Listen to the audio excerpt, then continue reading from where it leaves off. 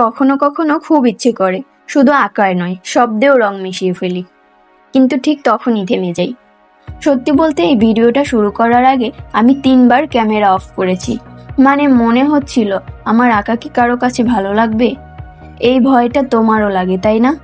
চলো এই ভয়টা কি আজ রং দিয়ে ঢেকে দিই। প্রথমে আমি যে ফুলটা আঁকলাম দেখতে অনেকটা বেগুনের মতো লাগছে তাই না? রঙের রেখা টানতে টানতে সব ফুলগুলো একসময় ফুটে উঠবে। এভাবেই মানুষ শূন্য থেকে শুরু করে। ধৈর্য রাখাটা সবচেয়ে কঠিন। এই ফুলগুলো আঁকতে আমার কয়েক মিনিট লাগলো। একটা স্বপ্ন সত্যি করতে কয়েক বছরও লেগে যায়। আমরা রাতারাতি সব চাই, কিন্তু গাছ তো একদিনে বড় হয় না। রোজ একটু একটু করে পানি দিতে হয়, যত্ন নিতে হয়। এভাবে আমাদের স্বপ্নগুলোকেও রোজ রোজ একটু একটু করে সময় দিতে হবে, তবেই তোমার স্বপ্নগুলো ডানা মেলবে আকাশে। শেষে বলি, তোমার ভেতরের ওই আর্টিস্টটাকে আর লুকিয়ে রেখো না। ভয় পেও না। একটা খাতা নাও, একটা পেন্সিল নাও, কিংবা কিছু রং নাও। দাগটা বাঁকা হলেও আঁকো, কারণ পৃথিবীর সবচেয়ে সুন্দর মাস্টারপিসটাও একদিন একটা বাঁকা কাঁচা দাগ দিয়েই শুরু করেছিল। আমি যখন প্রথম ছবি আঁকা শুরু করি, একটা দাগও সোজা হতো না। রং গড়িয়ে পড়তো, কাগজ নষ্ট হতো। রাগে মনে হতো সব ছিঁড়ে ফেলি, কিন্তু একদিন বুঝলাম ওই নষ্ট কাগজগুলোই আমাকে শিখিয়েছে একটা ছবি নষ্ট হলে পাশে তো আরেকটা সাদা পাতা আছে। একটা দিন খারাপ গেলে কাল তো আরেকটা নতুন সকাল আছে। আর আমরা সবসময় অন্যের সাথে নিজেকে তুলনা করি। ইনস্টাগ্রামে কারো আঁকা দেখে মনে হয় আমারটা তো কিছুই না, কিন্তু ভুলে যাই ওই মানুষটাও একদিন আমার মতোই শূন্য থেকে শুরু করেছিল।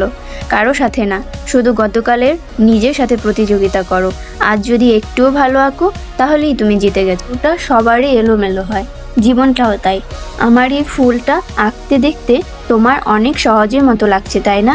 রঙের খেলা জানতে চলতে অবশেষে ফুল হয়ে ফুটলো। এভাবেই মানুষ শূন্য থেকে শুরু করে। আমাদের সবচেয়ে বড় ভয় হলো লোকে কি বলবে। আমাকেও বলেছে এসব এঁকে কি হবে। আমি যদি তাদের কথা শুনতাম আজ তোমাদের সামনে বসে আঁকতে পারতাম না। তোমার স্বপ্নটার দাম অন্য কেউ কিভাবে বুঝবে, তাই কানে তুলো দিয়ে নিজের কাজটা করে যাও। তোমার ভাবনার রং দিয়ে এঁকে ফেলো তোমার স্বপ্নের পৃথিবী। দেখলে সাদা কাগজটা কেমন রঙিন হয়ে গেল? তোমার মনটাও ঠিক এমন, একটু সাহস পেলেই ভয়টা পালিয়ে যায়। তুমি আজ কোন ভয়টাকে হারিয়ে নতুন করে শুরু করবে কমেন্টে লিখে আমাকে জানিও। আর এই গল্পটা যদি তোমাকে একটুও সাহস দেয়, লাইক দিয়ে পাশে থেকো। আর নতুন করে শুরু করা মানুষটাই একদিন নিজের গল্প নিজেই বদলে দেয়। তুমি যদি আজ ভয় পাও তবুও শুরু করো।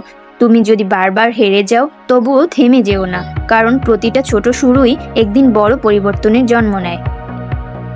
আমি এখন থেকে তোমাদের সামনে এমনই সুন্দর সুন্দর আর্ট টিউটোরিয়াল নিয়ে আসার চেষ্টা করব।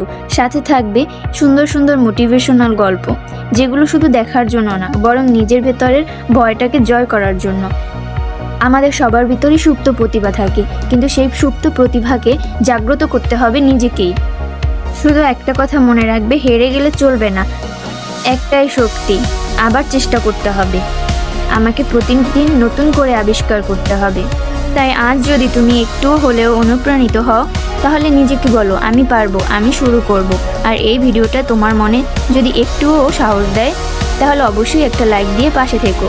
সবাইকে আল্লাহ হাফেজ, সবাই ভালো থাকো, আবারও দেখা হবে।